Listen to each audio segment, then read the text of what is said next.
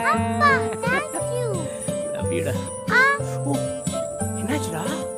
காட்டு. எனக்கு எனக்கு கை அடிபட்டுச்சுப்பா. அச்சச்சோ, எப்படிடா? தாசு இருக்காங்க, தாசு கீழே தள்ளி விட்டான்ப்பா. ஏன்டா? நான் ஊஞ்சல் ஆடிக்கிட்டு இருந்தேன்னா அப்படியே சரி, என்னை சரி, கீழே உட்காரு. தள்ளி விட்டான்.